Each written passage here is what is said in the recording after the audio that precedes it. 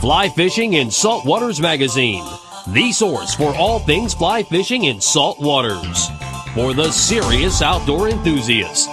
Whether chasing bonefish, tarpon, and permit on the flats, snook and redfish in the mangroves, stripers and blues in the northeast, or tuna, wahoo, and billfish offshore, Fly Fishing and Saltwaters Magazine is your one-stop source. Whether making decisions on tackle, how to power your skiff, or where to make your next cast, Fly Fishing and Saltwaters brings you the information, both between the pages and online at flyfishandsalt.com. You'll find everything from fishing reports, links to fly tying, fishing and how-to videos, and the latest on gear and hotspot destinations. Fly Fishing and Saltwaters Magazine, the source for all things fly fishing in salt waters. Part of the Vanya Marine Group family of marine magazines.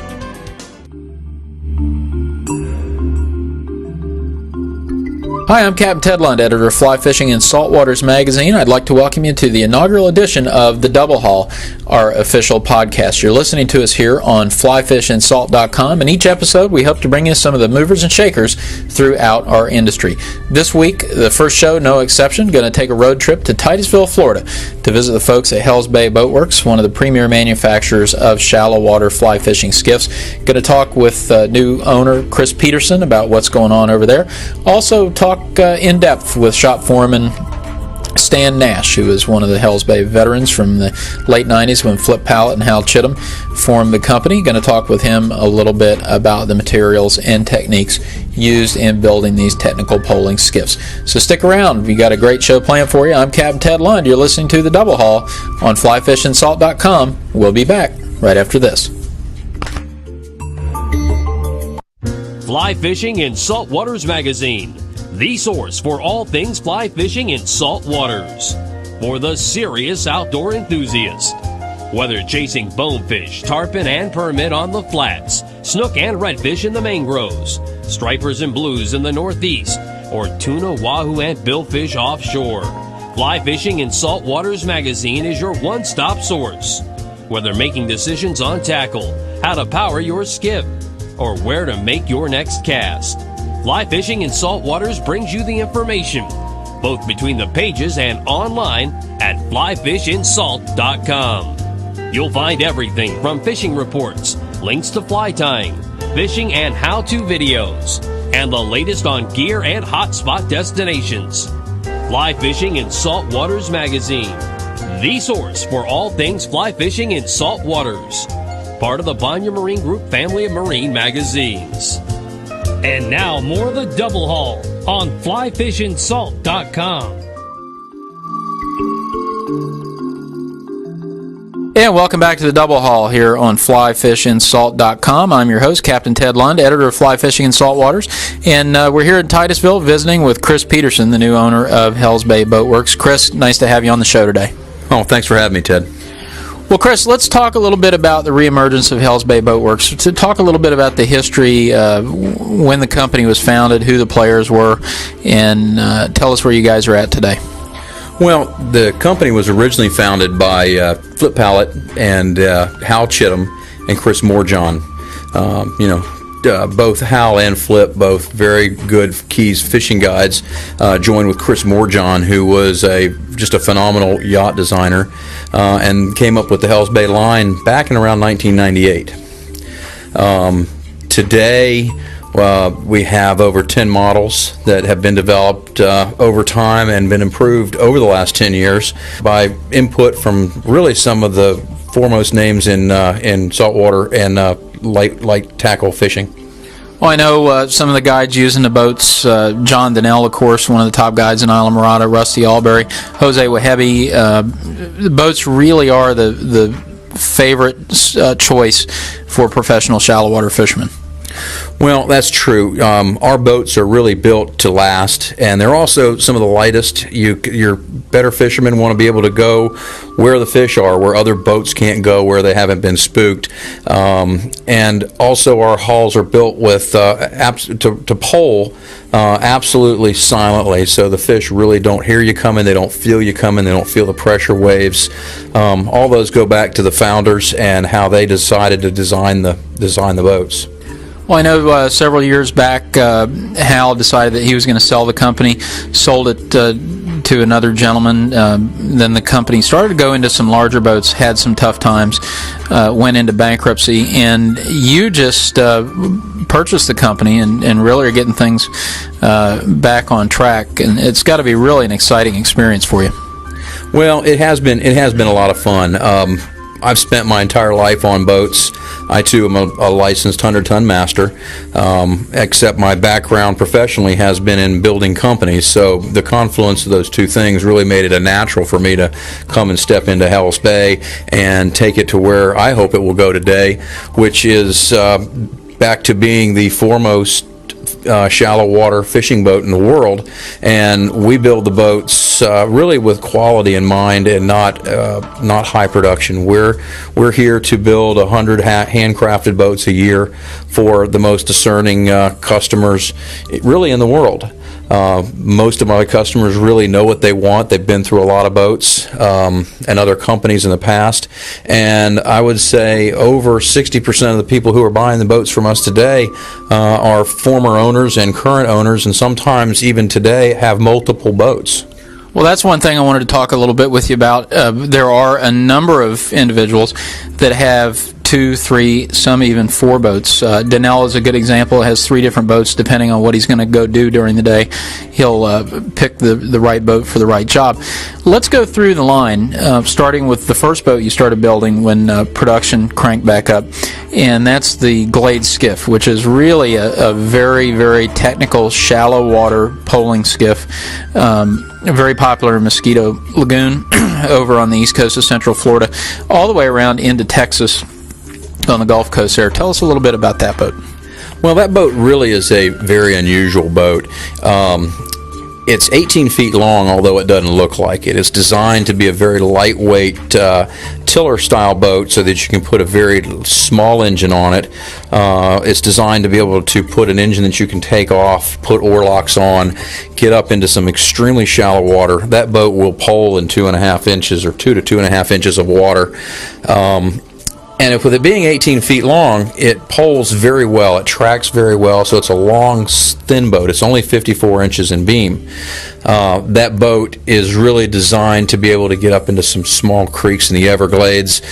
In the Mosquito Lagoon, which there is just acres and acres and acres of fishable territory that you really can't get into with any other boat, not even some of our boats, which are some of the other finished poling boats in the industry.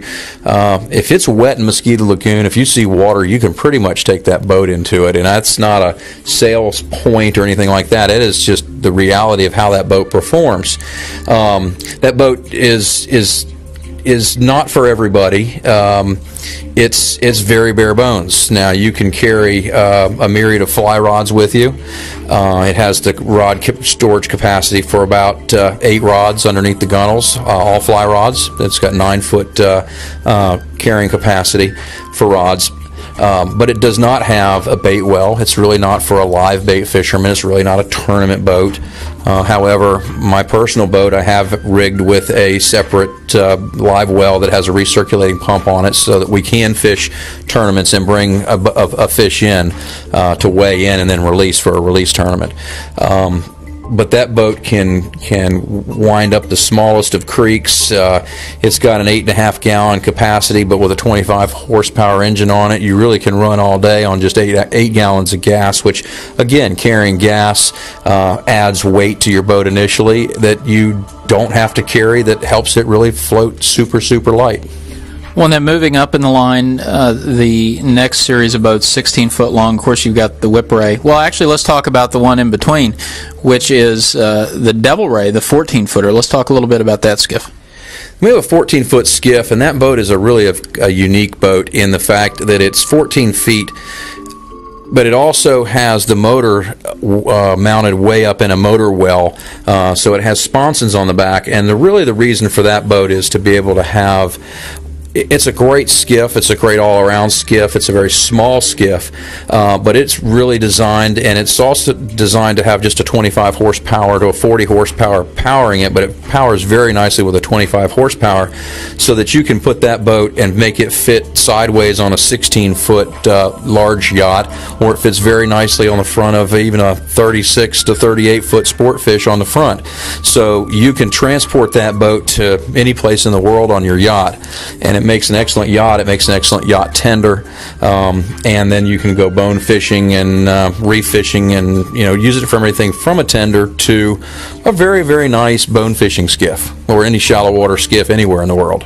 Well, and then moving up in the line with the 16-foot skiffs, of course, you got the Whipray and the Biscayne, two very, very serious shallow water fishing boats, great bonefish boats. Tell us a little bit about the difference between those two. Well, interestingly enough, when Flip and Howe started the company, the Whipray was the original boat that really set this whole industry on ear when they decided that the original hull design came with the first boat was the Whipray. It's a 16-foot boat. It has a very shallow dead rise in the rear, which makes it just deadly as far as being able to still get into, depending how rigged and how many people you're carrying on it, 3 to 4 inches of draft, and be able to successfully pole in that depth of water. But with that said, the Biscayne came along because of the shallow, although it runs very shallow, the Biscayne's a 7.5 to 7 inch drafting boat. It's got more of a dead rise throughout the entire hull. What that does is allow you to still take a very light and nimble 16-foot boat, but it has heavy water characteristics that allows it to be able to bounce through Biscayne Bay, which is its namesake, on a big choppy day, and ride very dry and very comfortably to the Bonefish Flats or Permit Flats. Again, that also in a 16-foot boat makes an excellent yacht tender to be able to bounce around the reefs and some other places, chase tarpon up and down the beaches. So depending on your fishing style, the Whipray is extremely shallow. Still, all of our boats do ride very well for a flats boat in heavy water, but all of our boats were originally intended to be poling skiffs first. Running characteristics are secondary, so it depends on your fishing style and where you want to be, but those two are in the lineup as 16-foot boats, one being having more of a dead rise and better heavy water capabilities, which will segue into the Professional, which is an 18-foot version of the Whipray as far as dead rise and capabilities, and the Marquesa, which is really one of our flagship boats today, which also is only an 8-inch draft, which is our deepest drafting boat today. But that's a great draft for a flats boat in the market for anybody. So an excellent poling boat, but it really handles the chop and larger waters very well.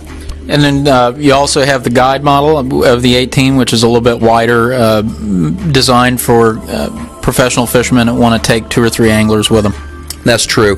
That boat has really what you end up playing with is it spreads. It's a little wider, and the bow is a little more bulbous. And what that does is it allows the boat to be a little more stable.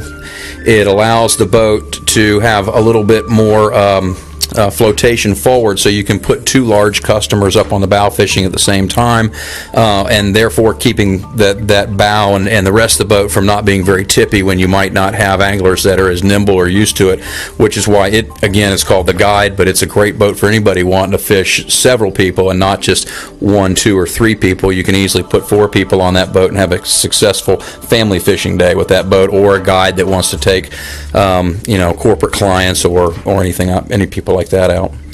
Well, very good. Chris, we're going to take a break here in a minute, and we're going to come back. We're going to talk a little bit about the construction of the boats and some of the unique features found on the entire Hells Bay line. I'm Captain Ted Lund. You're listening to the Double Haul on flyfishandsalt.com. We'll be back right after this. Fly Fishing in Salt Waters Magazine, the source for all things fly fishing in salt waters. For the serious outdoor enthusiast. Whether chasing bonefish, tarpon, and permit on the flats, snook and redfish in the mangroves, stripers and blues in the northeast, or tuna, wahoo, and billfish offshore. Fly Fishing in Saltwaters Magazine is your one-stop source. Whether making decisions on tackle, how to power your skiff, or where to make your next cast, Fly Fishing in Saltwaters brings you the information, both between the pages and online at flyfishinsalt.com. You'll find everything from fishing reports, links to fly tying, fishing and how-to videos, and the latest on gear and hotspot destinations. Fly Fishing in Saltwaters Magazine, the source for all things fly fishing in saltwaters. Part of the Vanya Marine Group family of marine magazines. And now more of the Double Haul on flyfishinsalt.com.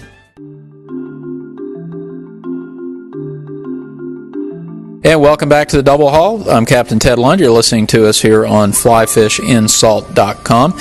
And now joining us, shop foreman at Hells Bay Boat Works, Stan Nash. Stan, nice to have you on the show today. Thanks. And, of course, Stan, you were one of the first employees here at Hells Bay Boat Works when they first founded things. Been around quite some time. Tell us a little bit about what goes into each boat that comes out of this factory. Every boat's custom made. They get a first layer. They get the Kevlar layer, the bulk on the thing. It gets dried, cured. It goes into a coring department. It gets cored. It gets vacuum bagged in there where all the core is getting vacuum bagged in to create a good bond. After that, it's moved to an area which gets puttied. All the seams get filled. Then it goes into the third stage, which is it gets a skin coat and another 9-ounce mat on it, which is the bonding agent of it.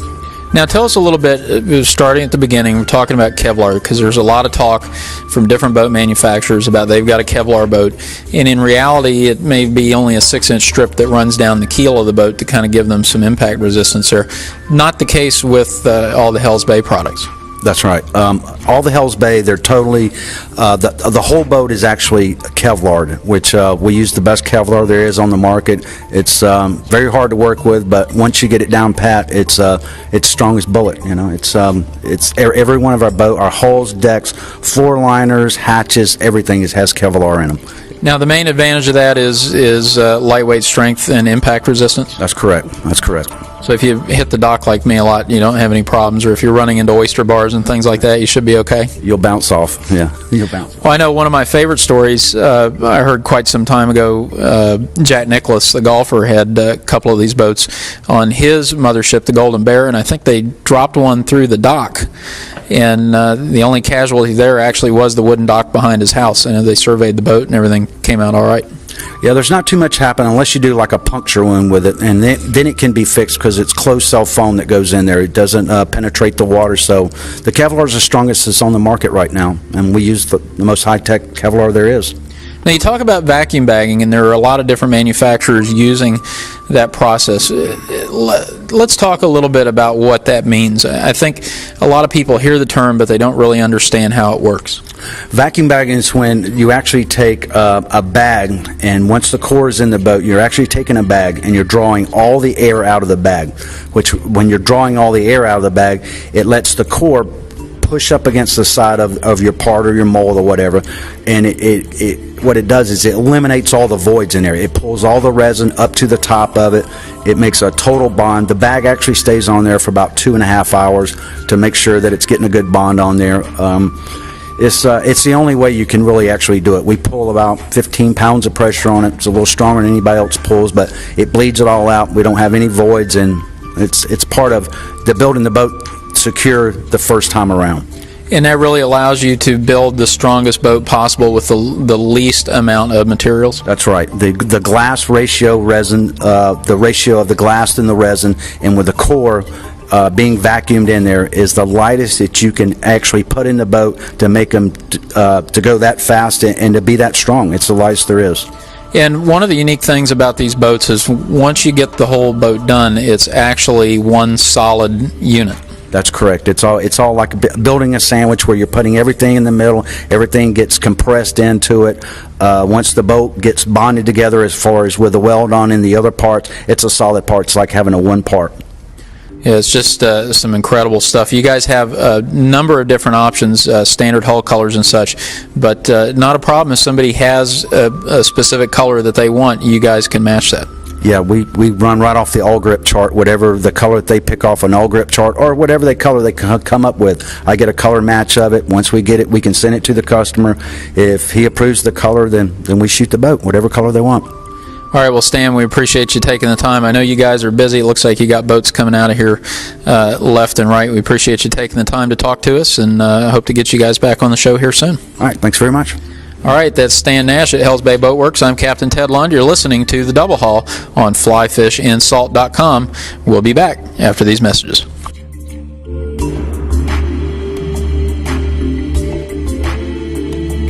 Fly Fishing in Salt Waters Magazine, the source for all things fly fishing in salt waters. For the serious outdoor enthusiast. Whether chasing bonefish, tarpon, and permit on the flats, snook and redfish in the mangroves, stripers and blues in the northeast, or tuna, wahoo, and billfish offshore, Fly Fishing in Salt Waters Magazine is your one-stop source. Whether making decisions on tackle, how to power your skiff, or where to make your next cast, Fly Fishing in Salt Waters brings you the information, both between the pages and online at flyfishinsalt.com.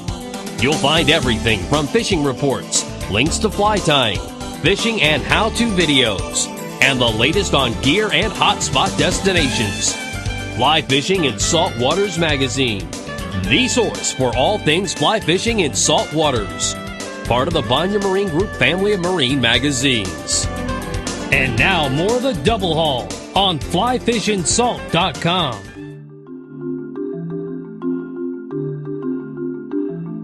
And welcome back to the Double Haul. I'm your host, Captain Ted Lund. You're listening to us here on flyfishinsalt.com. And if you're just joining us, we're here with Chris Peterson, the new owner of Hells Bay Boat Works in Titusville, Florida, builder of some of the finest shallow water fishing boats available. And Chris, we've taken a walk around the plant here. We just talked with your shop foreman a little bit about the construction of these boats, and now we're standing here in the air-conditioned finishing room, kind of a showroom where you guys have all the boats getting ready to go out. Tell us a little bit about this 16 Biscayne we're taking a look at. It's not your typical flats boat. No, this boat is going to be used on a large sport fish that's going to become a tender, as well as a fly fishing boat for its owners, but it's been rigged with a lot of special items to be able to be put onto a yacht. I know you guys did a lot of custom work to this boat, retailing for I think over $70,000. I mean, this is a very, very slick, customized boat.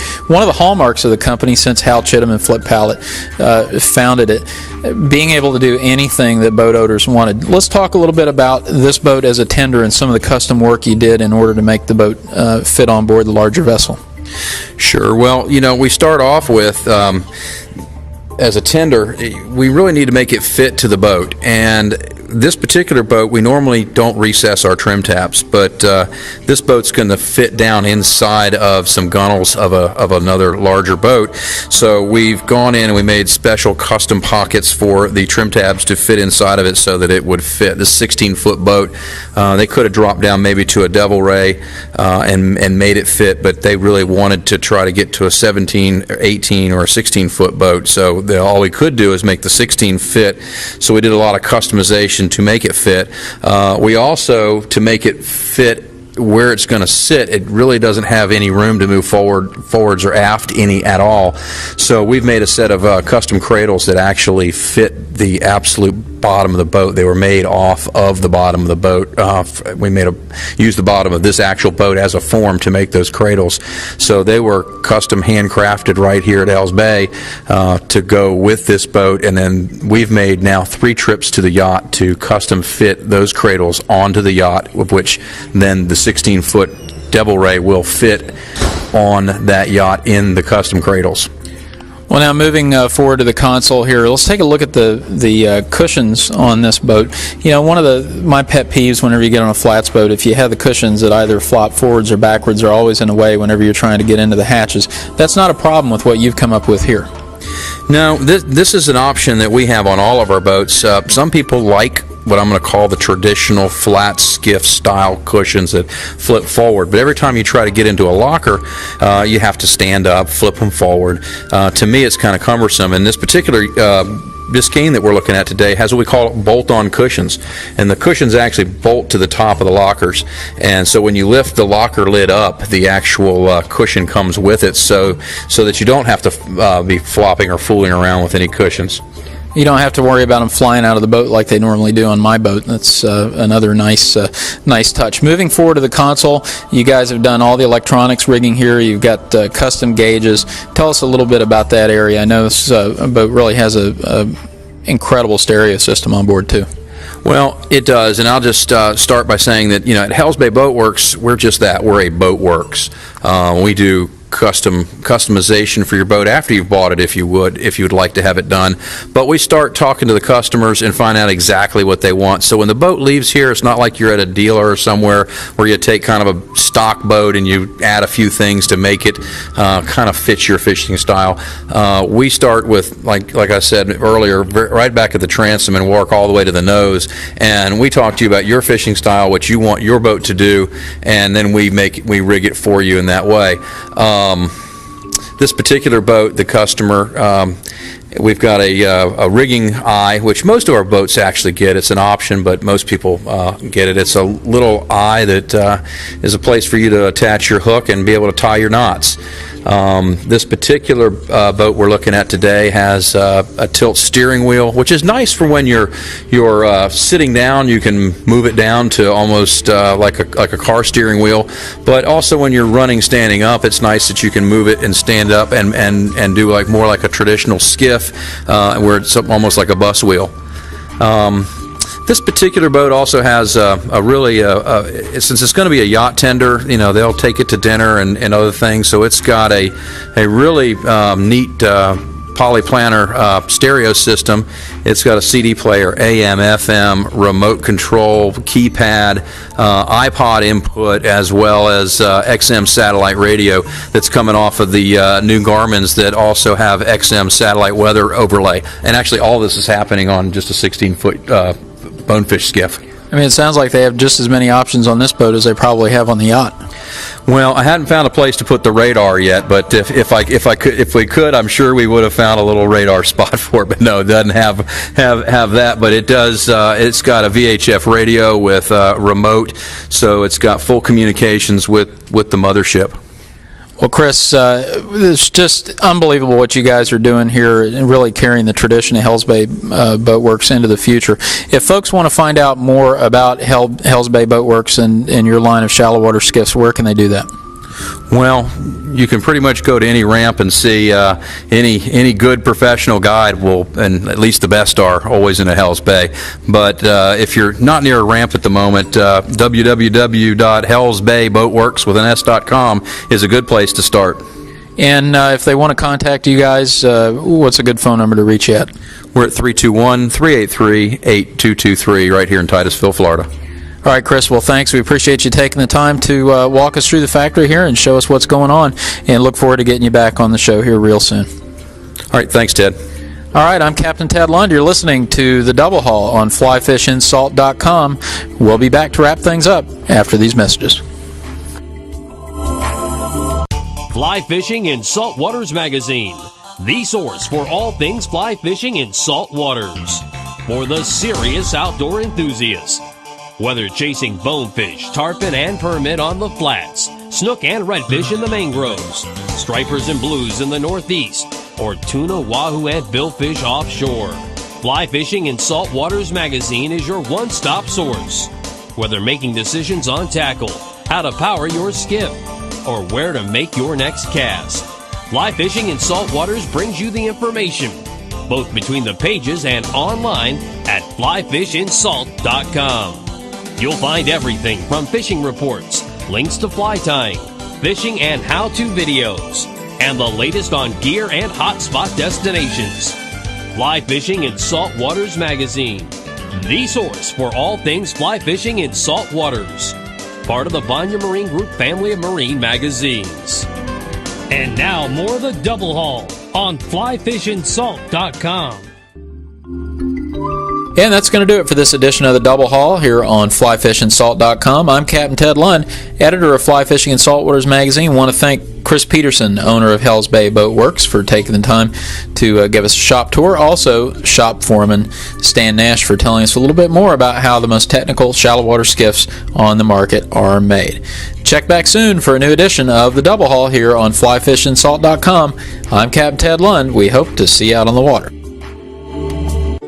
This has been the Double Haul, hosted by Fly Fishing and Saltwaters editor Captain Ted Lund, with wide-ranging reports from the world of marine fly fishing. Fly Fishing and Saltwaters Magazine, the source for all things fly fishing in saltwaters. Part of the Banya Marine Group family of marine magazines.